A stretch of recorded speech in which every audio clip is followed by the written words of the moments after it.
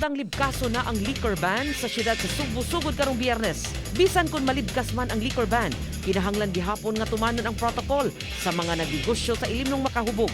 Dili magpanuko ang siyudad sa pagpasira sa mga establishmento kung masuta nga wa sila mutuman sa lagda. Sulsa sa kabuan, gihatagan og kahigayunan ang mga tag-iya sa mga na-impound nga mga sakyanan sa Mandaue City nga makapahimos sa amnesty program.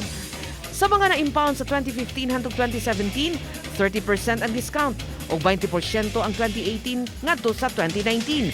Mas dako ang diskwento sa mga sakyanang na-impound sa miaging tuig kay naatol kini nga pandemya.